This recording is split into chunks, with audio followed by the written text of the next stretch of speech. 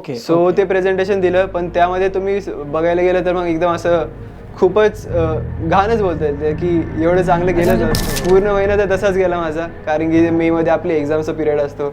So तो महिना तसाच गेला. शेवटी 4-5 म्हणजे स्टार्टिंगला थोडंसं काम केलं होतं मी, पण नंतर मग आपण आळशी आहे जसं. सो त्या दिवसामध्ये ऑलमोस्ट लीड कोड जे एक प्लॅटफॉर्म आहे जेव्हा ती कोडिंग सगळे करतात लीड कोड म्हणून, त्यामध्ये ऑलमोस्ट मी 250 ते 300 क्वेश्चन आहेत ना एक आठवड्यामध्ये सॉल्व्ह केले होते. सो 12 सप्टेंबरला मी कॉलेजला असंच चाललो होतो, कॉलेजला गेलो होतो आणि असंच एक नोटिफिकेशन आली.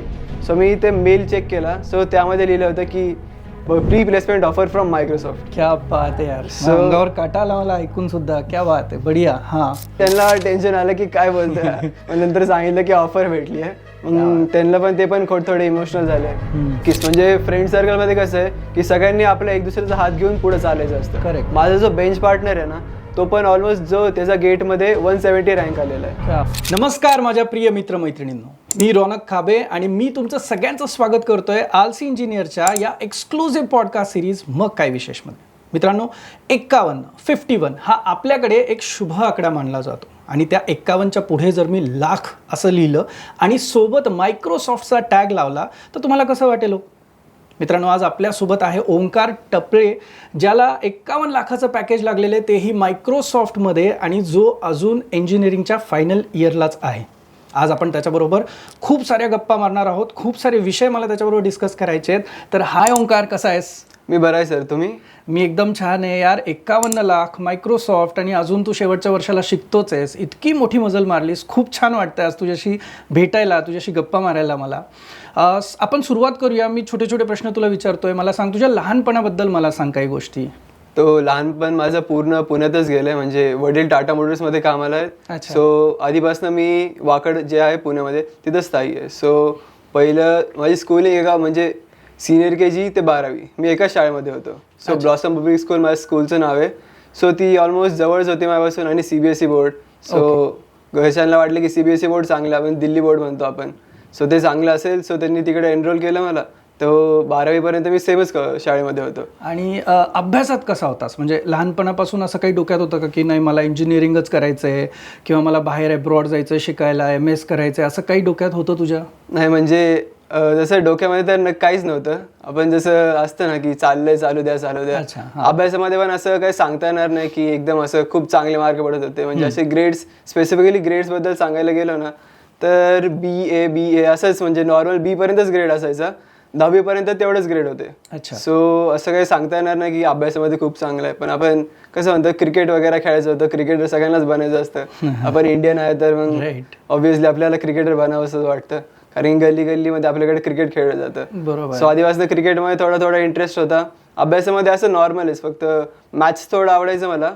सो मॅथ्स सॉल्व्ह करायचो नीट, बाकी सगळं नॉर्मलच होतं. मग साधारण 10th स्टँडर्ड झाली आणि आपण जेव्हा 11thला आलो तेव्हा हा तुझा कॉन्शियस स्वतःचा डिसिजन होता की सायन्स फील्डमध्ये यायचं आहे? नाही, ॲक्च्युली 10वीपासून जे ॲडमिशन भेटलं मी माझ्या सेम कॉलेज, म्हणजे जे स्कूल होती त्यामध्येच ज्युनियर कॉलेज होतं, सो तिकडेच कंटिन्यू केलं. सो मेनली जसं सगळ्यांचा एम होता की IIT JEE द्यायची, IIT मध्ये प्रिपेअर करायचं, IIT मध्ये जायचं आणि मग पुढे जॉब करायचं. म्हणजे एक जे टिपिकल मेंटॅलिटी असते मुलांची की 10वीपर्यंत तुम्ही व्यवस्थित अभ्यास करा, म्हणजे 11वी 12वी सायन्स घ्या, 12वीला JEE किंवा CET द्या, आणि मग त्याच्यानंतर तुम्ही इंजिनिअरिंगला या हिशोबाने तुझंही माइंडसेट त्याच हिशोबाने सगळं जात होतं. तू मग आता 12वीला असताना मग JEE दिली होती, CET दिली होती, कसं म्हणजे काय एक्झाम्स कुठल्या दिल्या होत्या आणि साधारण कसे मार्क्स आले होते तुला 12वीला? सो स्पेसिफिकली सांगायचं तर मग मी IIT JEE मध्ये करायचं होतं. सो मी FIITJEE मध्ये एनरोल झालो होतो. FIITJEE एक इन्स्टिट्यूट आहे. सो तिकडे मी क्लास लावले होते IIT JEEचे. सो 11वी 12वी ते शाळेमध्ये येऊनच शिकवायचे. ते म्हणतात ना कॉलेज कम क्लासवाला प्रोग्राम असतो, सो ते शाळेमध्ये येऊनच शिकवायचे. सो माझा मेन गोल तेव्हा तोच होता की IIT क्रॅक करायचं आहे.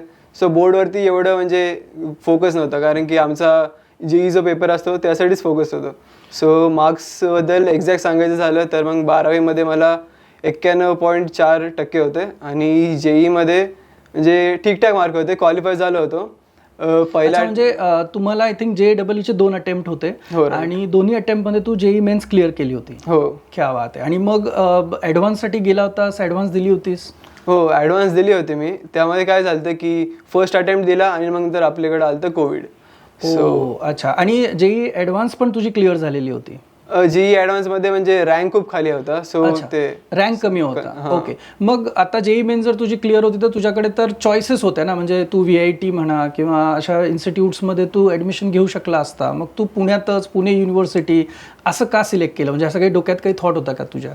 ॲक्च्युली तेव्हा मी आणि वडिलांनी वगैरे म्हणजे फॅमिलीमध्ये डिस्कशन झालं होतं की नक्की काय केलं पाहिजे तेव्हा, कारण की VIT जे वेल्लोरमध्ये आहे, थापर वगैरेमध्ये ॲडमिशन होत होतं, पण तेव्हा तिकडे जाऊन राहायचं, त्यांची स्कूलचे फीज तर सगळं एकसाथ बघितलं ना तर 25 लाख वगैरे आरामात क्रॉस होत होते. अच्छा, म्हणजे साधारण मिडल क्लास फॅमिलीचा हा जो थॉट असतो की यार तुम्ही बाहेर जेव्हा शिकायला जाल आणि अशा इन्स्टिट्यूट्समध्ये जाल तिथे खूप खर्च येईल, तर तो जो खर्च किंवा बाकी अकोमोडेशन म्हणा किंवा ट्रान्सपोर्टेशन म्हणा या सगळ्या गोष्टींना डोक्यात ठेवून मग तू असं ठरवलं की पुण्यातच तुला कॉलेज कंटिन्यू करायचं. सो त्यामध्ये वडिलांनी मला 2 ऑप्शन दिले की एक तर तू आत्ता VIT वगैरेमध्ये जाऊ शकतो किंवा मग पुण्यामध्येच कॉलेज कर, कारण की ते अकोमोडेशनचं वगैरे खर्च वाचेल. बरोबर. आपण पुण्यामध्ये कॉलेज, कारण की पुण्यामध्ये फीस पण कम्पॅरेटिव्हली कमी होत्या. सो पप्पा म्हटलेले की एक तर तू पुढे जाऊ शकतो, म्हणजे पुढे MS वगैरे दुसऱ्या देशात जाऊ शकतो किंवा मग आत्ता थापर वगैरेमध्ये जे VIT वगैरे आहे नॉर्मल प्रायव्हेट कॉलेज तिकडे करू शकतो. सो मी सेकंड ऑप्शन निवडला, जो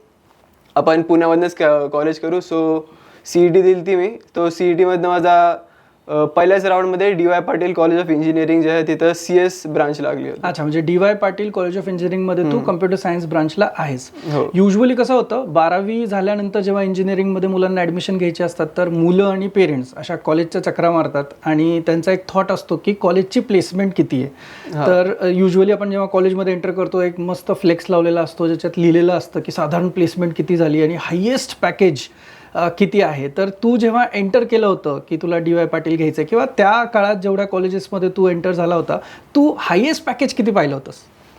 तेव्हा तर मी जेव्हा कॉलेजमध्ये आलो तेव्हा हायेस्ट पॅकेज ऑलमोस्ट 38 किंवा 40 वगैरे म्हणजे तू 40च्या आसपासचं पॅकेज बघितलं होतं आणि तेव्हा कदाचित फॉर अ मोमेंट तू स्वतःला इमॅजिन पण केलं असेल की अरे ते 40चं पॅकेज कदाचित मला लागायला पाहिजे होतं म्हणून. आणि तो आजचा दिवस आहे जिथं की तुला 51 लाखचं डायरेक्टली पॅकेज लागलेलं आहे. आणि आता जर तसं म्हणायला गेलं तर इथून पुढच्या ज्या जनरेशन्स जेव्हा कॉलेजमध्ये ॲडमिशनला जातील त्यावेळेला जेव्हा बोर्ड लागला असेल तर त्या बोर्डवर तुझा फोटो असेल आणि खाली लिहिलेलं असेल 51 लाख. सो ही खूपच मोठी अचीवमेंट आहे. मला बेसिकली खूप प्रश्न आहेत की जे विद्यार्थ्यांना आलेले असतात ते तुला विचारायचे आहेत की आता तू 12वी नंतर जेव्हा इंजिनिअरिंगला आला तर इंजिनिअरिंगला आल्यानंतर साधारण तुझं आणि मायक्रोसॉफ्ट ह्याचं बॉन्डिंग कसं झालं हे मला सांगशील का?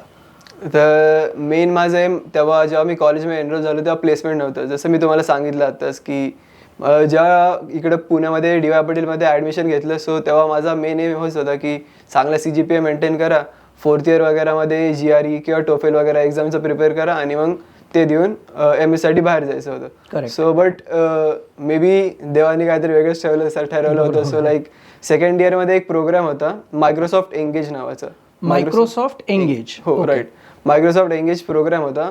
सो सगळ्या मित्रांनी वगैरे त्यामध्ये एनरोल केलं. सो म्हणजे आमच्या पूर्ण ग्रुपनीच एनरोल केलं होतं. काय आहे हा ऍक्च्युली प्रोग्राम, काय असतो, म्हणजे ही इंटर्नशिप आहे का मायक्रोसॉफ्ट तर्फे? नाही, तो ऍक्च्युली एक मेंटरशिप प्रोग्राम आहे. त्याच्यामध्ये तुम्हाला मेंटर अलॉकेट केला जातो आणि त्याच्या अंडर तुम्हाला प्रोजेक्ट बनवायचा असतो. आणि जर त्या मेंटरला वाटलं की हा पूर्ण चांगला आहे, ह्याला आपण मायक्रोसॉफ्टमध्ये घेऊ शकतो, त्याला इंटर्नशिप वगैरे देऊ शकतो, तो सो ते असे देऊ शकतात. सो मेनली त्या प्रोग्रामचा मोटो हाच होता की मेंटर तुम्हाला अलोकेट केला जाईल आणि त्याच्या अंडर तुम्हाला एक पर्टिक्युलर त्यांनी 2-3 टॉपिक्स दिले होते, त्याच्याबद्दल प्रोजेक्ट बनवायचा होता. अच्छा, म्हणजे मायक्रोसॉफ्टचा एंगेज नावाचा जो प्रोग्राम आहे तो युजली आपल्या कॉलेजेसमध्ये ऑल ओव्हर इंडिया असतोच.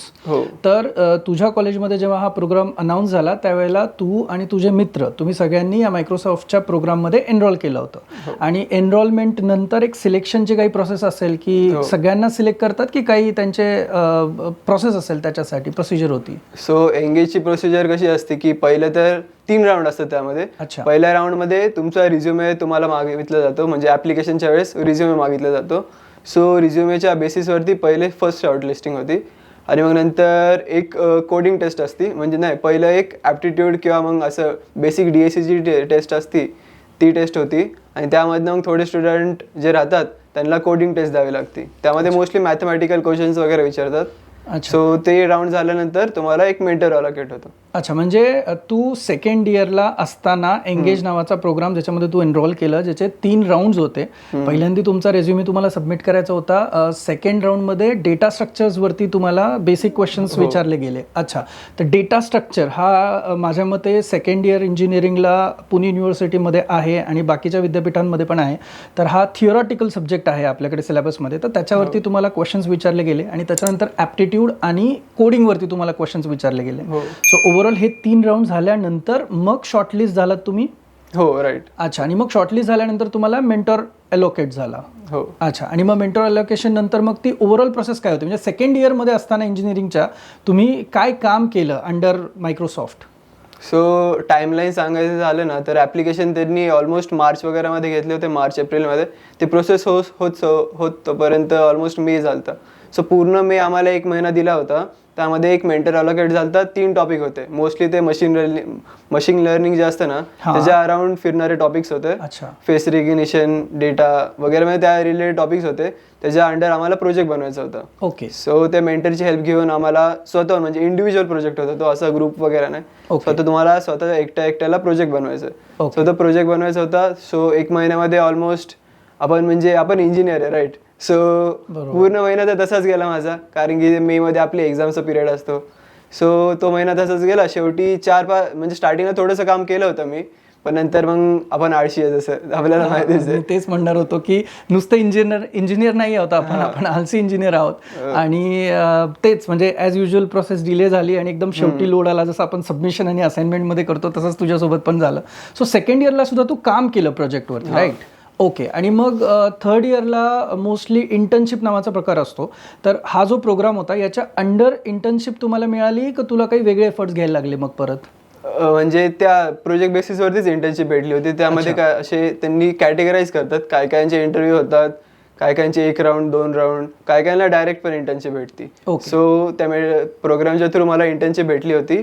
सो ती त्यांनी फक्त आता ऑफर लेटर वगैरे पाठवून ठेवलं होतं, पण ती इंटर्नशिप ॲक्च्युली थर्ड इयरच्या सेकंड सेममध्ये सुरू होणार होती, एकदम लास्टमध्ये. ओके. समर इंटर्नशिप होती. सो लाईक 4th इयर आणि 3rd इयरच्या मध्ये जो गॅप असतो तेव्हा इंटर्नशिप होणार होती. आणि ही जी इंटर्नशिप तुझी झाली ती पुण्यातच झाली का त्याच्यासाठी तुला कुठे दुसऱ्या शहरात जायला? नाही, त्यामध्ये 3 लोकेशनचे प्रिफरन्स दिले मला. मायक्रोसॉफ्ट आपल्या भारतामध्ये 3 जागे आहे, नोएडामध्ये, हैदराबादमध्ये आणि बँगलोरमध्ये. सो हैदराबाद सगळ्यात जवळ पडतं आपल्याला आणि ते कॅम्पस पण तिकडचं सगळ्यात मोठं आहे. सो मी हैदराबाद निवडलं आणि हैदराबादमध्ये माझी इंटर्नशिप झाली. ओमकार, जनरली इंजिनिअरिंगमध्ये थर्ड इयरला इंटर्नशिप असतात. म्हणजे मुलं बऱ्याचदा काय करतात, ती जी इंटर्नशिप आहे ती बिलकुल सिरियसली घेत नाहीत. मग कुठेतरी पेड इंटर्नशिप कर आणि मग 8-10 दिवसात ते सर्टिफिकेशन येतं, मग ते लिंक्डइनवरती टाक, असं काहीसं करतात. तर तुझं याच्यावर काय मत आहे? तुला असं वाटतं का की इंटर्नशिप हा खूप मोठा रोल प्ले करते आणि अशा कुठल्या इंटर्नशिप अजून अवेलेबल आहेत अदर दॅन एंगेज, ज्या बाबतीत तुला काही भाष्य करता येईल? सो इंटर्नशिप खरं सांगायचं झालं तर खूप जास्त मेन रोल प्ले करतं.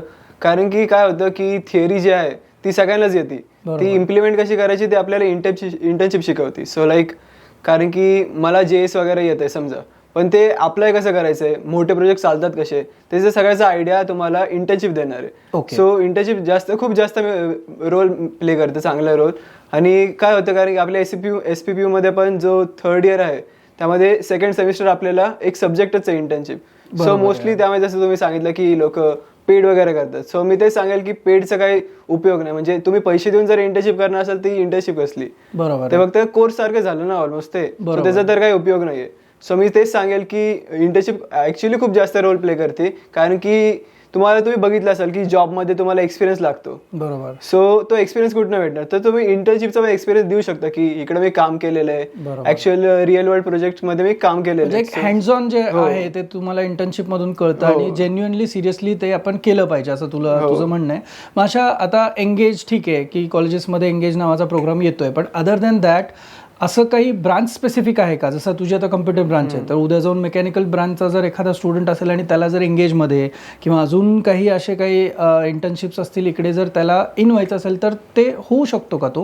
हो, म्हणजे बरेच सारे प्रोग्राम चालू असतात कंटिन्यू, म्हणजे वर्षभर चालू असतात. लाईक फर्स्ट इयरसाठी गुगलचा स्टेप इंटर्न असतो, म्हणजे एंगेज प्रोग्राम एक झाला, ML स्कूल एक म्हणून Amazonचा एक येतो, अच्छा. इन्फोसिसचं इन स्प्रिंग म्हणून एक आहे. म्हणजे वर्षभर खूप सारे प्रोग्राम दर कंपनीचा ऑलमोस्ट एक चालूच असतो. सो तुम्ही आणि ह्याला असं ब्रांच पण स्पेसिफिक नसतं की तुम्ही मेकॅनिकलचा पण येऊ शकता, इंटेन्सिव्ह असलं तरी पण येऊ शकता, कुठल्या पण ब्रांचवाले येऊ शकता. सो आणि जर हे सगळे जरी मध्ये तुम्ही म्हणत असाल की हे खूप हार्ड आहे अप्लाय करायला, सो इंटर्नशाला म्हणून एक आहे, इंटर्नशाला कवेट वगैरे म्हणून असे आहेत. त्यामध्ये मी स्वतःहून म्हणजे माझी इंटर्नशिप मला माहिती होतं की 3rd इयरमध्ये इंटर्नशिप आहे, पण त्याच्या आधी पण मी एक स्मॉल इंटर्नशिप केली होती जी मला इंटर्नशाला थ्रू भेटली होती. कारण की माझ्या डोक्यात काय होतं की आपण डायरेक्ट जाऊ तिकडं आणि मोठ्या प्रोजेक्टवर काम करू. सो ऑब्व्हियसली प्रॉब्लेम येणार मला की मोठ्या इंटर्नशिपमध्ये डायरेक्ट काम करायला लागलो की कसं करते काय कळणार नाही. सो त्याच्या आधी मी प्रिपरेशन म्हणून एक अशीच इंटर्नशालाच्या थ्रू आपल्या पुण्यामध्येच एक आहे स्टार्टअप आहे, त्याच्या अंडर एक इंटर्नशिप केली होती. सो त्याचा खूप जास्त फायदा झाला मला.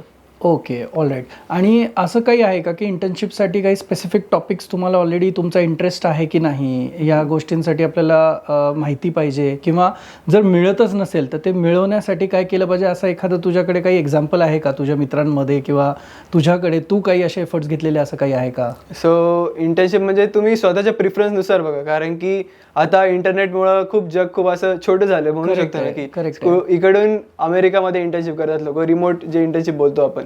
सो इकडून US मध्ये UK मध्ये सो इकडे इंटर्नशिप चालू राहील. सो अशा काय बोलू नाही शकत की अपॉर्च्युनिटी कमी आहेत, पण तुम्ही फक्त जर सर्च केलं ना तर तुम्हाला नक्कीच भेटतील. आणि माझ्या मित्रामध्ये स्वतःहून म्हणजे माझ्या एक्सपिरियन्सनी सांगायचं झालं ना, जे माझे 12वीचा एक मित्र होता तो आता IIT मध्ये ते एक लिनक्स फाउंडेशन क्लब म्हणून एक आहे, तिकडे तो इंटर्नशिप करत होता. ऑलमोस्ट माझ्या ग्रुपमध्येच मी आणि माझी एक फ्रेंड होती जी दीक्षा म्हणून नाव आहे, ती मायक्रोसॉफ्टमध्ये इंटर्नशिप केलेली आहे. अजून एक मित्र होता माझा, त्याचं एक एक्झाम्पल मला द्यायला खूप आवडेल, कारण की त्याला IIT मध्ये इंटर्नशिप करायची होती. त्याच्या डोक्यामध्ये काय होतं की एक MNC मध्ये करेल, मोठ्या कंपनीमध्ये, एक स्टार्टअपमध्ये आणि एक गव्हर्नमेंटमध्ये करायचं. सो तो IIT साठी अप्लाय करत होता. सो त्याचा किस्सा काय होता की त्याला इंटर्नशिप पाहिजेच होती, तो म्हणजे असा हार मारणारा नव्हता. त्याचं नाव प्रद्युम्न आहे. म्हणजे त्याचं काय सांगता येईल की त्यांनी ऑलमोस्ट असे 400 ते 500 मेल केले होते IITच्या प्रोफेसर्सला. अरे बापरे. सो ते म्हणजे तो जायचा गव्हर्नमेंट वेबसाईट म्हणजे IITच्या वेबसाईट्सला, तिकडून प्रोफेसरचे ईमेल ID काढायचा आणि त्यांना मेल करायचं की मला तुमच्या अंडर इंटर्नशिप करायची. आणि ते म्हणजे करायला लागतंच काय आपल्याला, एक मेल जो सेम ड्राफ्ट केलेला आहे तुम्ही तो सगळ्यांना पाठवायचा, राईट. फक्त सर्च करायचं तेवढा वेळ जातो. सो फक्त तेवढेच की हार मानायची नाही की आणि पाठवत राहायचं, कुठे ना कुठे तर नक्कीच होणार आपण. बरोबर. म्हणजे तुमची ती इच्छाशक्ती पाहिजे. म्हणजे आज तो जर 400-500 लोकांना मेल करत असेल की मला इंटर्नशिप करायची, आणि मग त्याला तिकडून आला रिस्पॉन्स आला इंटर्नशिप. हो, त्याला IIT बॉम्बेमध्ये त्याची इंटर्नशिप झाली होती. म्हणजे मी जेव्हा मायक्रोसॉफ्टमध्ये होतो तेव्हा तो IIT बॉम्बेला होता. क्या बात आहे यार. अरे मी स्वतः ENTC पास आउट आहे, आणि मी बऱ्याचदा हे लोकांना सांगितले की तुम्हाला जेव्हा IT मध्ये तुम्ही जेव्हा काम करताय किंवा तुम्ही काम करण्यासाठी उत्सुक असता तेव्हा तुम्हाला कोडिंग येणं खूप गरजेचं आहे. तर मला हा खूप वेळा माझ्या डोक्यातच हा प्रश्न येतो की आता जसं तुझं ऑलरेडी इंटर्नशिप झाली किंवा तू आता प्लेस झाला आहे, तर कोडिंग तू कधी सुरू केलं? कारण 12वी तुमची झाली, त्याच्यानंतर आय थिंक कोविड आलं होतं, आणि कोविडमुळे तुमचं 1 वर्ष ऑनलाईन कसं झालं हे तर आपल्या सगळ्यांना माहिती आहे. तर तू साधारण कोडिंगची तुला आवड होती का, किंवा तू कोडिंग कसं स्टेप बाय स्टेप सुरू केलं, काय ते थोडंसं सांगशील का? कारण ते मुलांना त्या बाबतीत खूप इंटरेस्ट आहे ऐकायला. सो कोडिंग तर म्हणजे ॲक्च्युअलमध्ये DSA वाला जे कोडिंग म्हणतो, लीड कोड वगैरे, ते मी ॲक्च्युअली 2nd इयरपासून सुरू झालं. त्याच्या आधी जे टीचर्स होते आमचे, ते टीचर सांगायचे की असे हे क्वेश्चन्स आहेत, सो ते द्यायचे, तेवढे मी फक्त सॉल्व्ह करत जायचो फर्स्ट इयरमध्ये. आणि फर्स्ट इयर कसं झालं आमचं 6 ते 7 महिन्यामध्ये ऑलमोस्ट आमचे 2 सेमिस्टर उरकले होते, कारण की कोविड होतं तेव्हा. करेक्ट. त्यामुळं तेव्हा मग तेच पायथनमध्ये जे कोडिंग केलं तर मी ते आमचे टीचर जेवढे सांगायचे तेवढे करायचो, आणि ॲड ऑन म्हणजे ते रिलेटेड जे क्वेश्चन यायचे ते करायचो. बट ॲक्च्युअलमध्ये जे DSA म्हणतो आपण, लीड कोड वगैरे, ते मी 2nd इयरपासून सुरू केलं. ओके. म्हणजे आयडियली तुमचा जो थिअरॉटिकल सब्जेक्ट आहे त्याच्याबरोबर पॅरलली तुझी कोडिंगची प्रॅक्टिस पण सुरू होती. म्हणजे हा एक प्लस पॉईंट होता ज्याचा तुला डायरेक्टली फायदा झाला. तू आत्ता तुझ्या मित्रांचा उल्लेख केला की तुझे सगळे मित्र कोण IIT मध्ये आहे, कोणी इंटर्नशिप ऑलरेडी केलेली आहे मायक्रोसॉफ्टमध्ये वगैरे, कुणाचे गेटचे मार्क्स खूप छान आलेले आहेत. तर हे फ्रेंड्स सर्कल अफेक्ट करतं का रे इंजिनिअरिंगमध्ये तुमच्या करिअर्सच्या ग्रोथसाठी? हो, नक्कीच. म्हणजे फ्रेंड सर्कलमध्ये कसं आहे की सगळ्यांनी आपला एक दुसऱ्याचा हात घेऊन पुढे चालायचं असतं. करेक्ट. माझा जो बेंच पार्टनर आहे ना, तो पण ऑलमोस्ट जो त्याचा गेटमध्ये 170 रँक आलेला आहे. क्या बात आहे. आणि माझी मायक्रोसॉफ्टमध्ये प्लेसमेंट आहे. अजून एक आता जस्ट म्हणजे 1-2 महिन्या पहिलेच अजून एक ग्रुपमधली एक मुलगी आहे, तिचं Amazonमध्ये प्लेसमेंट झालेलं आहे. म्हणजे इंटर्नशिपसाठी. राईट. सो ती पण आहे एक. अजून तुम्हाला एक IITचं जर एक्झाम्पल दिलं, आणि माझ्या स्वतःसोबत जी एक होती ती मायक्रोसॉफ्टमध्ये होती. सो लाईक फ्रेंड सर्कल खूप जास्त रोल प्ले करतं, कारण की मी एकटा सर्च नाही करू शकत सगळ्या ऑपॉर्च्युनिटी. बरोबर. काय जण एका जागी करतील, एक जण दुसऱ्या जागी करेल, तसं फ्रेंड सर्कलचा खूप जास्त रोल आहे.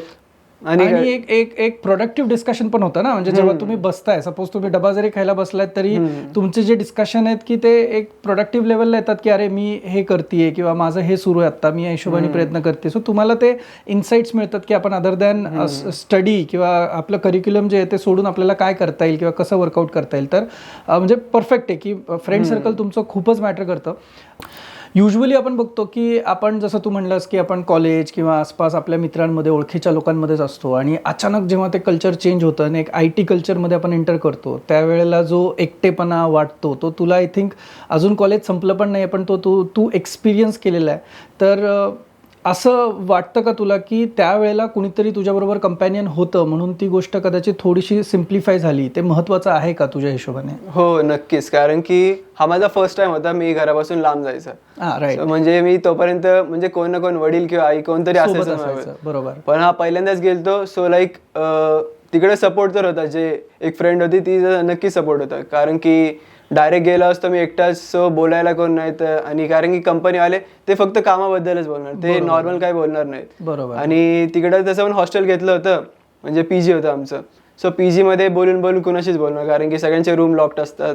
ते जेवताना खाली जाणार आणि मग परत वरती येणार. आणि ऑफिसचं टायमिंग पण ते म्हणजे मायक्रोसॉफ्टचं असं खूप फ्लेक्झिबल आहे, कोण पण कधी पण येतंय कधी पण जातंय. कारण की मोस्टली माझे एम्प्लॉईज 12 वाजता यायचे, म्हणजे 4 वाजता निघून जायचे. काय तर एम्प्लॉई जे बाकीच्या बिल्डिंगमध्ये बघायचो ना, रात्री 10-11 वाजता पण काम करत बसायचे, कारण की तिथे असं काही टायमिंगचं कन्स्ट्रेंट नाहीये.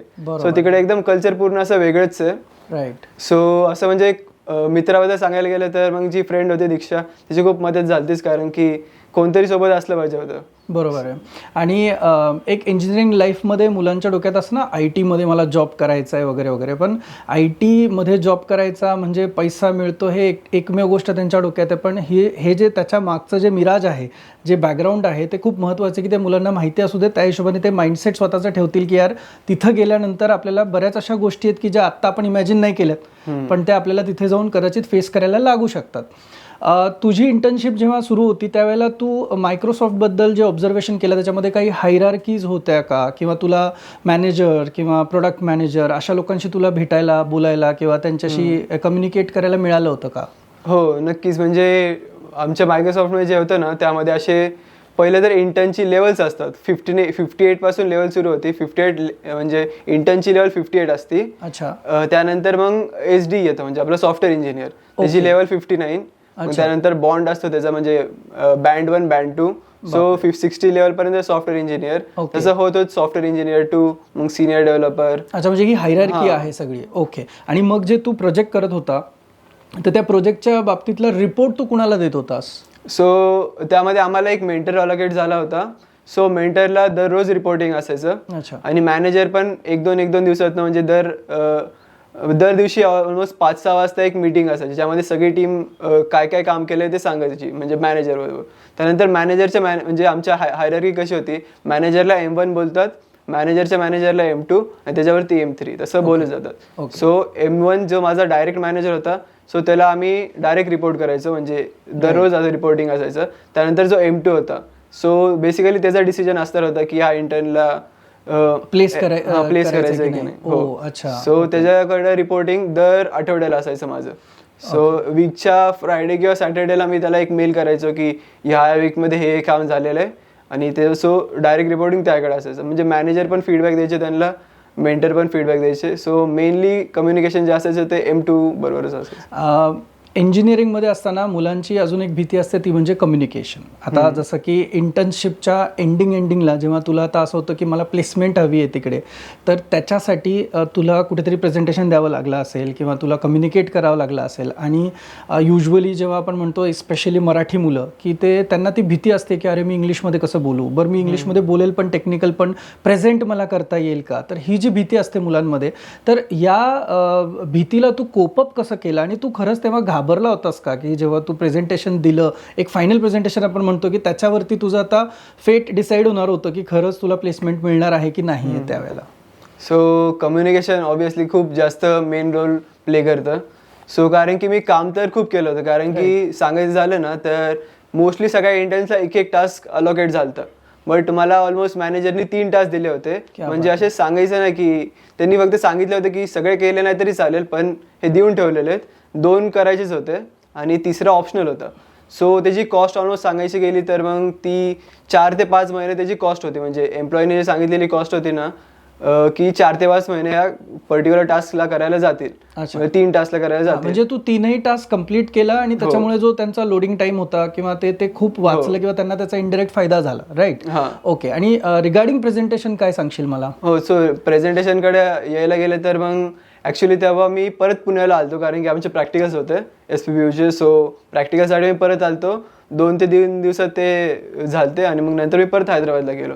सो तिकडे गेल्यावरती म्हणजे असं माझं माइंडसेट एवढा नव्हताच की प्रेझेंटेशन द्यायचं आहे. सो मी गेलो, म्हणजे मी मग माझ्या टीमशी बोललो की असं एक मॉक प्रेझेंटेशन माझं घ्या तुम्ही. ओके. सो ते प्रेझेंटेशन दिलं, पण त्यामध्ये तुम्ही बघायला गेलं तर मग एकदम असं खूपच घाणच बोलता येईल की एवढं चांगलं गेलं. पहिलं जे तू प्रेझेंटेशन दिलं, जे की मॉक म्हणू शकतो आपण, की समोरच्या टीमला बसवलं आणि यार घ्या माझं एक प्रेझेंटेशन जे होईल तर ते एकदम खूप खराब झालेलं. हो, खूपच. आणि मग ते खराब झाल्यानंतर एक साधारण तुझे होप्स निघून गेलेले की यार आता इथंच इतकं खराब झालंय तर आपण जेव्हा मॅनेजर लेवलला जेव्हा आपण परत प्रेझेंटेशन देऊ तेव्हा तर आपलं काही खरं नाही, असं तुला नक्कीच वाटलं असेल. Okay, all right. आणि मग जेव्हा मॅनेजर लेवलला जेव्हा ते झालं तेव्हा मग कसं झालं ते प्रेझेंटेशन तुझं? सो ते सेमच दिवशी होतं, कारण की मी आलो होतो, म्हणजे सांगितलं की पुण्यावरून परत आलो होतो. सकाळी ते मॉक प्रेझेंटेशन झालं टीमच्या बद्दल, त्यामुळे फक्त आपले डेव्हलपर्स वगैरे होते. त्यानंतर संध्याकाळी M2च्या अंडर प्रेझेंटेशन होतं. सो M2चा कॉल फायनल होता, जसं मला तुम्हाला सांगितलं मी. राईट. सो सकाळचं प्रेझेंटेशन झालं 11 वाजता आणि संध्याकाळी 4 वाजता माझं फायनल प्रेझेंटेशन होतं. ओके. सो ते सांगायला गेलं तर मग मध्ये मी एवढं काही प्रेझेंटेशनवरती फोकस केलाच नाही, जे थोडेसे, कारण की हा सेकंड लास्ट डे होता माझा इंटर्नशिपचा. पुढच्या दिवशी इंटर्नशिप संपणार होती. सो जे छोटे छोटे कामं राहिले होते की ऑफ बोर्डिंग करायचं. म्हणजे तू खूप जास्त त्याच्यावरती फोकस किंवा थॉट ओव्हर थिंकिंग नाही केलं. तू जसं आहे तसं बाबा जाऊ दे, आपण कामं करत करत या गोष्टी करू शकतो आणि कॅज्युअली तू त्याला अप्रोच केलं. आणि इट वॉज लाईक जसं तुझं पहिलं प्रेझेंटेशन तुझ्या भाषेत घाण होतं तसं हे प्रेझेंटेशन कसं होतं? मग ते टीमनी थोडेसे सजेशन दिले ना, ते मी थोडेसे डोक्यात ठेवले, पण प्रेझेंटेशनचं वरती एवढं काय फोकस केलाच नाही. ओके. फक्त डोक्यामध्ये एवढंच होतं की एवढं सगळं केलेलं आहे, सगळ्यांना ही अपॉर्च्युनिटी भेटत नाही. सो आपल्याला भेटते, सो आपण आपलं 100% दिलं पाहिजे. सो डोक्यामध्ये तेवढंच होतं की एक आपली फायनल अपॉर्च्युनिटी आहे, इंटर्नशिपमध्ये काम तर खूप केलेलं आहे आपण. सो सगळं काम सांगायचं आहे आपल्याला. सो कम्युनिकेशन बद्दल सांगायला गेलं तर मग म्हणजे मी जसं सांगितलं, मी स्टार्टिंगपासून इंग्लिश मिडियममध्येच होतो, कॉन्व्हेंट. सो त्याचा थोडासा फायदा झाला, कारण की इंग्लिश बोलायला एवढं काय मला फरक पडला नाही. पण पब्लिक स्पीकिंग वगैरे आधीपासून पेरेंट्सनी हे सांगितलेलं की करत जा. सो ते केलं होतं. सो फायनल प्रेझेंटेशन आणि तुम्ही आधीचं जे मॉक प्रेझेंटेशन बघितलं ना, त्यामध्ये ऑलमोस्ट असं जमीन आसमानाचा फरक होता की ते प्रेझेंटेशन खूपच चांगलं झालं. म्हणजे टीममध्ये पण टीमवाले पण बोलले, अरे ते असं सकाळी द्यायला काय झालं होतं तुला, ते बोलतात नाही, कारण की सकाळचं एकदमच असं घाण गेलं होतं. सो ते प्रेझेंटेशन चांगलं झालं. मग त्यामध्ये त्या प्रेझेंटेशनमध्ये M2 असतात, मॅनेजर असतात, जे प्रोडक्ट मॅनेजर असतात ना, ते पण त्यांच्याकडून पण ॲप्रिसिएशन झालं. मला आता अजून एक गोष्ट सांग की साधारण तुझं प्रेझेंटेशन वगैरे झालं, तू परत पुण्यात आला आणि तुझे रेग्युलर कॉलेजेस सुरू केले, तर कॉलेजमध्ये ऑलरेडी प्लेसमेंट सुरू असतील, तर लगेच तर काही त्यांचं कन्फर्मेशन येत नाही कुठल्याही कंपनीचं. तर एक असा पॅच होता की जिथे तुला माहिती नव्हतं की माझी प्लेसमेंट होईल किंवा नाही मायक्रोसॉफ्टमध्ये, तर तू आय थिंक ऑन कॅम्पस तयारी तुझी चालू असेल की मी कंपनीजना अजून अटेम्प्ट करायला काही तयारी करतो वगैरे, त्या सगळ्या गोष्टी सुरू असतील. मला सांग तो मोमेंट, तो क्षण की जिथे तुला एक मेल आला असेल किंवा त्यांच्याकडून कॉल आला असेल की हा यू आर प्लेस्ड, एक PPO तुला जो प्री प्लेसमेंट ऑफर मिळाली आहे, तो एक क्षण जरा आम्हाला सांग ना व्यवस्थित सगळ्यांना. म्हणजे माझी इंटर्नशिप संपली होती जूनमध्ये. सो त्यानंतर ऑगस्टपर्यंत त्यांच्याकडनं काहीच रिप्लाय नव्हता. अच्छा. सो बेसिकली तेव्हा मी मग ठरवलं की आता मायक्रोसॉफ्टचं काही खरं नाही आहे, कारण की तेव्हा रिसेशनचा पिरियड पण थोडा चालला आणि म्हणजे आम्ही मेल वगैरे पण केलं HR ला, ते म्हणले अजून काय कन्फर्म नाहीये, म्हणजे मार्केट रिक्वायरमेंट्स ते चेक करतील, त्यानंतर लास्टला डिसिजन देतील. म्हटलं आता त्यासाठी थांबलो आणि इकडच्या हात म्हणजे कॅम्पस प्लेसमेंट पण निघून जाते. सो मी कॅम्पस प्लेसमेंटसाठी बसलो होतो तेव्हा, 1-2 प्लेसमेंटसाठी बसलो होतो. सो ऑलमोस्ट ऑगस्टपर्यंत 2-3 ऑपॉर्च्युनिटी आल्या होत्या, त्यामध्ये मी ट्राय केलं होतं कॅम्पसमध्ये. Right. बट कॅम्पसमध्ये ॲप्टिट्यूड जे असतात त्या ॲप्टिट्यूड एवढ्या काही नीट निघत नव्हतं माझ्याकडून, बरोबर कारण की त्यामध्ये टायमिंग वगैरे सगळं कन्सिडर करतात. बरोबर आहे. त्या ॲप्टिट्यूड एक निघाली होती, एक निघली नव्हती. अच्छा. सो त्याचं एक वेगळं टेन्शन होतं, कारण की तो जो पिरियड होता, कारण की जॉबच हातात नाही आणि आपल्याला हायर एज्युकेशनला जायचं होतं, ते आधी एम होता. बट एकदा कॉर्पोरेटमध्ये घुसलं ना की मग एज्युकेशनचं म्हणजे एवढं आपल्याला वाटत नाही की परत इकडे स्विच करायचं वाटत नाही, कारण बरोबर की आहे. सो मग काय झालं, ऑगस्टमध्ये मला एक मेल आला की 1 आठवड्यामध्ये तुझा इंटरव्ह्यू होणार आहे अजून एक मायक्रोसॉफ्टकडनं. अच्छा, ओके. सो मग एकच आठवडा होता, तो आठवडा एकदम असा ह्याच्यामध्ये गेला ना की मी टेन्शन मध्ये गेला, हो. काय तयारी करू, किती तयारी करू. आणि आय थिंक तो जो इंटरव्ह्यू तो टेक्निकल प्लस HR राऊंड असेल, की आता तर झालंय सगळं ओव्हरऑल, तू इंटर्नशिप केली आहे, पण आता एक शेवटचा असतो ना की यार अब हाती निकल चुका है, पूछ बची हुई है वाला सीन होता. तर मग तो इंटरव्ह्यू तुझा व्यवस्थित झाला?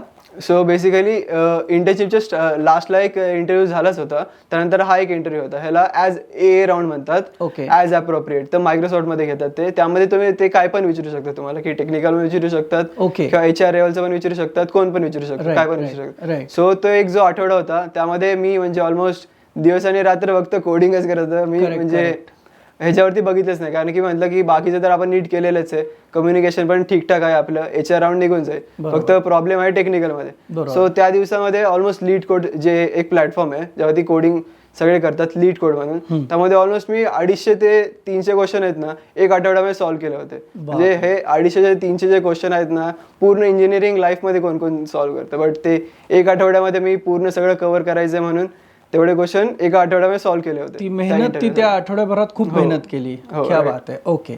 आणि मग तो मोमेंट काय होता, म्हणजे आम्हाला ते खरंच जाणून घ्यायचंय, मला पर्सनली जाणून घ्यायची ती गोष्ट. सो लाईक इंटरव्ह्यू बद्दल सांगायचं झालं ना की इंटरव्ह्यू माझा म्हणजे ॲक्च्युली शेड्यूल 1 तासाचा होता. सो त्यामध्ये काय झालं की तो इंटरव्ह्यू ऑलमोस्ट 20 ते 25 मिनिटामध्ये संपला. क्या बात आहे. सो मग मला तर आधीच धगधग जावायला लागलेलं, कारण की 1 तासाचा इंटरव्ह्यू आहे, एवढ्या वेळात संपवलं म्हणजे यांनी हकललंय आपल्याला, असं वाटलं असेल तुला? थोडं तसंच वाटायला लागलं होतं. मग मी नंतर मेंटर जे आहेत ते क्लोज होते थोडे, मेंटर आणि बडी वगैरेच्या टीममध्ये, त्यांना कॉल करून सांगितलं मी की 25 मिनिटामध्ये ते म्हटलं की झालेलं आहे. सो थोडं असं टेन्शन आलं होतं. बट इंटरव्ह्यूमध्ये म्हणजे जेवढं मी दिलता तेवढं मला चांगलंच वाटलं होतं की हा बरोबर दिलेलं आहे, सगळे जेवढं विचारलंय तेवढं कामाने दिलेलं आहे. सो मेंटर पण तेच बोललं की हा तू म्हणजे जे तू सांगितलं ना बरोबर. सो M2 जे असतात त्यांनी इंटरव्ह्यू घेतला, त्यांच्याकडे जास्त टाइम नसतो, तर त्याला वाटलं असेल की तू बरोबर गेलेलं आहे, तर त्यांनी लगेच तुला म्हणजे घेतलं पण असेल. ओके. सो ऑलमोस्ट नंतर पण त्यांचा काही रिप्लाय आला नाही. ऑलमोस्ट मला डेट आठवते 12 सप्टेंबर. अच्छा. सो 12 सप्टेंबरला मी कॉलेजला असंच चाललो होतो, कॉलेजला गेलो होतो आणि असंच एक नोटिफिकेशन आली. सो मी ते मेल चेक केला. सो त्यामध्ये लिहिलं होतं की pre placement offer from Microsoft. क्या बात आहे यार, अंगावर काटा आला मला ऐकून सुद्धा. क्या बात आहे, बढिया. हा. सो तेव्हा तर माझी एकदम अशी कोल्ड रिॲक्शनच होती की हे आली. म्हणजे असं वेट करत होतो, म्हणजे एक्सपेक्टेड नव्हतं तेव्हा की येईल येईल येईल, कारण की इंटरव्ह्यू पण एवढा काय म्हणजे चांगला गेला होता, पण ते टाइम जो होता कन्स्टंट की 20-25 मिनिटातच त्यांनी संपवलं. सो अशी रिॲक्शन एकदम कोल्डच होतं, काय झालं काय कळालंच नाही. म्हणजे तो जो प्री प्लेसमेंट ऑफरवाला मेल होता त्याच्यामध्ये तू हळूच स्क्रोल डाऊन करून बघितलं का ते 51 लाख? कसं वाटलं तुला ते बघून? म्हणजे आधीपासून मला माहितीच होतं की मायक्रोसॉफ्ट जे ऑफर देतं ना ते 51, जे स्टार्टर म्हणजे जे फ्रेशर आहेत त्यांना 51 लाखाचं देतं. क्या बात आहे यार. सो मग नंतर मी कन्फर्म करायला ऑफर लेटर बघितलंच होतं की 51 लाखाचं की नाही. पण त्यानंतर मग मी घरी कॉल केला, वडिलांना वगैरे, म्हणजे कॉन्फरन्स कॉलच केला मी. बहीण, वडील आणि मम्मी सगळ्यांना एकसाथ बोलवलं कॉलमध्ये. ते पण म्हणायला लागले काय झालं काय झालं, कारण की थोडंसं डोळ्यात म्हणजे रडायला पण आलं होतं. झाला असेल, तू बोलताना एकदम इमोशनल झाला असेल. ते त्यांना टेन्शन आलं की काय बोलतोय. मग नंतर सांगितलं की ऑफर भेटली आहे. मग त्यांना पण ते पण थोडे इमोशनल झाले. सो नंतर मी लगेच घरी पळालो. घरी पळाल्यानंतर मग दीदीनी पण पप्पांना हाफ टाइम टाकलं, पप्पांना घ्यायला गेली ती, त्यांनी घरी बोलवलं. मग मिठी वगैरे मारली पप्पांबरोबर. ते एकदम असा इमोशनल क्षण होता, म्हणजे घरी गेल्यावरती आईच्या पण डोळ्यामध्ये पाणी वगैरे होतं. एक मिडल क्लास फॅमिली जेव्हा हे बघते की आपल्या मुलाला मायक्रोसॉफ्टमध्ये 51 लाखाचं पॅकेज लागलंय, तर ते इमोशनच खूपच वेगळे असतील. हो, म्हणजे पप्पा पण वगैरे खूप खुश होते. पप्पांनी ऑलमोस्ट जेवढे कॉन्टॅक्ट आहेत ना सगळ्यांना कॉल करून सांगितलं की पेढे वाटले असतील ना रे खूप सारे. ऑलमोस्ट 10 ते 15 किलो पेढे वाटले होते. क्या बात आहे, क्या बात आहे, क्या बात आहे. बरं, आता मला अजून एक सांग की आताची ही जनरेशन आहे, यांना तू आता काय काही सजेस्ट करशील, म्हणजे इंजिनिअरिंगचा जो सिलेबस आहे आपला त्याच्यानुसार काय एक्स्ट्रा अभ्यास केला पाहिजे त्यांनी, रेझ्युमीबद्दल काय गोष्टी आहेत, की क्विकली मुलांना सांग की त्यांनी काय नक्की असं केलं पाहिजे जेणेकरून ज्या पद्धतीने तुझ्या लाईफमध्ये एक टर्नअराऊंड झाला तसा त्यांच्या आयुष्यात पण टर्नअराऊंड व्हावा. सो म्हणजे मला आधी कळालं नव्हतं, बट आता कळतंय की आपल्या SVUचा सिलेबस लाईक चांगलंच आहे, कारण की सेकंड इयरमध्ये ते आपल्याला डेटा स्ट्रक्चर आणि DSL वगैरे शिकवतात. जे DSL आणि DSA हे 2 सब्जेक्ट आहेत आपल्या सेकंड इयरला. बरोबर आहे. तेच इम्पॉर्टंट होते मला. म्हणजे तुम्हाला MNC मध्ये काम करायचं असेल तर तेच क्वेश्चन विचारणार. फक्त एवढंच फरक आहे की ते फक्त वरवरून शिकवतात.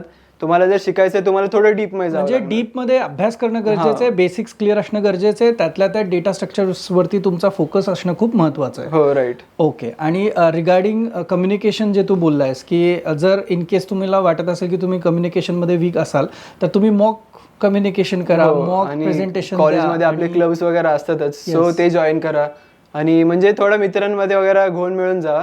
म्हणजे टेड टॉक्स वगैरे ते ऐकणं तर आहेच, ते कानावरनं पडणं इंग्लिश समजतं आपलं, पण बोलणं कसं आहे की तुम्ही मिरर समोर बसू शकता किंवा मित्रांबरोबर इंग्लिशमध्ये बोला. सो त्यांनी तुमचं कम्युनिकेशन खूप जास्त बूस्ट होईल. कारण की कॉर्पोरेटमध्ये तुम्हाला किती पण येणं म्हणजे एक गोष्ट आहे आणि ती दाखवता आली पाहिजे, आणि तुम्ही दाखवणार कसे? कम्युनिकेशनच्या थ्रू. सो कम्युनिकेशन खूप जास्त अशी इम्पॉर्टंट गोष्ट आहे जी त्यावरती तुम्ही फोकस केलाच पाहिजे, कारण की त्याच्या थ्रूच तुम्ही सांगू शकता की काय काम केलेलं आहे तुम्ही नक्की. क्या बात आहे यार, क्या बात. कॉलेज लाईफबद्दल पण मला सांग की म्हणजे तुझा CGPA मॅटर करतोय का तुला, किंवा उद्या पुढे जाऊन आपल्याला बाहेर एज्युकेशनला जायचं असेल तर त्यावेळेला तो किती मोठा रोल प्ले करतो. आणि युजली मुलांना काय वाटतं, मुलं ज्या युनिव्हर्सिटीत असतात त्यांना ती युनिव्हर्सिटी, जेव्हा ते युनिव्हर्सिटीत शिकत असतात तेव्हा ती खराब वाटत असते. तर आता तुझी प्लेसमेंट झालेली आहे, सो सूनर तू त्यातून बाहेर पडणार आहेस, तर आता जेव्हा तू ब्रॉडर व्ह्यूनी बघतोय पुणे युनिव्हर्सिटीकडे, तर तुझं त्या बाबतीतलं मत काय रिगार्डिंग सिलेबस म्हणा किंवा रिगार्डिंग ओव्हरऑल त्यांनी ज्या पद्धतीने ग्रूम केलेलं आहे एक इंजिनियरला, त्या बाबतीत तुझं म्हणणं काय? सो पहिलं जर कॉलेज लाईफचं सांगायचं झालं तर कशी सुरू झाली कशी संपली ते सांगायचं, म्हणजे कारण की कोविड होता त्यामुळे एकदम उशिरा सुरू झाली. करेक्ट. 1-1.5 वर्ष तर आमचं म्हणजे पहिले 3 सेमिस्टर ऑनलाईनच गेले. त्यानंतर 1 वर्ष आम्ही कॉलेजला गेलो, नंतर सगळे आपल्या म्हणजे इंटर्नशिपला आले गेले. काही लोक म्हणजे प्लेसमेंटसाठी तयारीसाठी हे का, म्हणजे कॉलेजमध्ये क्लासमध्ये असं 1-1.5 वर्षच बसलो असो आम्ही, पण असं म्हणजे बाहेर इंटरॅक्शन व्हायचंच. कॉलेजला खूप चांगली होती कारण की कॅम्पस वगैरे पण आमचं चांगलं आहे, ग्रीनरी म्हणजे पूर्ण कॅम्पस ओव्हरऑल बघितलं, इन्फ्रास्ट्रक्चर चांगलं, फेअर इनफ आहे. सो आणि नंतर CGPA बद्दल सांगायचं झालं तर CGPA असं तसं बोलतात सगळे की मेन रोल प्ले करत नाहीत, बट असं नॉर्मल 8.5 वगैरे तुम्ही त्याच्या पुढे मेंटेन केला पाहिजे. कारण की बरेच म्हणजे आमच्या कॅम्पसमध्ये पण मी प्लेसमेंट बघितलेत ना, ते तर CGPA सोडून तुमचे 11वी-12वीचे म्हणजे 10वी-12वीचे पण मार्क कन्सिडर करतात. सो काय होतं की 10वीमध्ये कमीत कमी 80च्या वरती पाहिजे, नसेल तर मग तुम्हाला प्लेसमेंटलाच बसून नाही देणार. बरोबर आहे. सो एक असंही ऑब्झर्व केलेलं आहे की बऱ्याचदा जर तुमचा CGPA कमी असेल, म्हणजे सपोज 2 स्टुडंट्स आहेत, एकाचा CGPA कमी आहे आणि दोघं जर सेम इंटरव्ह्यूला बसलेले आहेत, तर बऱ्याचदा इंटरव्ह्यूअरचा पॉईंट ऑफ व्ह्यू पण वेगळा असतो. जर CGPA जर तुमचा चांगला असेल तर कदाचित इंटरव्ह्यू तुमचा थोडासा कमी कठीण असतो, आणि जेव्हा तुमचा CGPA कमी असतो त्यावेळेला ते परत एकदा चेक करतात बऱ्याचशा गोष्टी विचारून की खरंच याला इतकं येतंय का, तर हा आपल्या कंपनीत आपण त्याला घेऊ शकतो का. तर हा जो एलिमेंट आहे, अँड आय एम शुअर तुला कधी बॅकलॉग लागलाच नसेल, बरोबर ना? नाही. Very good. तर या सगळ्या म्हणजे कॉलेज लाईफ म्हणा किंवा तुझं ओव्हरऑल फ्रेंड सर्कल म्हणा किंवा ज्या पद्धतीने तू इंटर्नशिप केली, या सगळ्या गोष्टी तुला कुठे ना कुठे त्या प्रोडक्टिव्हली पुढे घेत गेल्या आणि आज तू या स्टेजला आहेस. तर मित्रा, मला तर खूप आनंद झाला आहे तुझ्याशी बोलून आणि तुझे जे सगळे पॉईंट ऑफ व्ह्यू ऐकून. मी बऱ्याचदा सेमिनार्सला जातो त्यावेळेला मी मुलांना पाहतो की मुलं डिप्रेस्ड आहेत किंवा आज त्यांना जॉब नाही लागलेला आहे किंवा जॉबसाठी काय करू असं खूप वाटतं, पण करत काहीच नाही आहेत. तर अशा मुलांसाठी आय थिंक तुझा जो हा इंटरव्ह्यू आहे किंवा तुझे जे पॉईंट ऑफ व्ह्यू आहेत ते खूप मॅटर करतील. माझ्या मुलांसाठी जे आत्ता सध्या की एक त्यांचं ॲस्पिरेशन आहे की अशा पद्धतीने 51 लाखाचं पॅकेज सॉर्ट ऑफ मला लागलं पाहिजे, यांच्यासाठी काय टिप देशील रे? सो शेवटी तेवढंच सांगेल की स्वतःची म्हणजे तुमचा इंटरेस्ट जाणं, म्हणजे एक्सप्लोअर करा सगळ्याच गोष्टी. तुमचा एक इंटरेस्ट आहे ना, त्याला पकडून राहा, म्हणजे त्या इंटरेस्ट मध्ये खचू नका बिलकुल, आणि अप्लाय करायला बिलकुल घाबरू नका. असं नका बोलू की मायक्रोसॉफ्ट आहे तर कसं काय होणार आपलं, तसं बिलकुल करू नका. जर तसं मी केलं असतं तर आता मी म्हणजे नक्कीच प्लेसमेंट झालीच नसती. तर मी तेवढंच म्हणेल, कारण की अप्लाय करायला लागतंच काय, कारण की एक रिझ्युमे लागतो आपल्याला आणि 5 ते 10 मिनिटं. बरोबर. 5 ते 10 मिनिटांमध्ये ऍप्लिकेशन द्यायचं आणि कारण की सेमच सगळ्या कंपनी सेमच विचारणार की रिझ्युमे मागणार आणि बॅकग्राऊंड, तर 5 ते 10 मिनिटं लागतात अप्लाय करायला.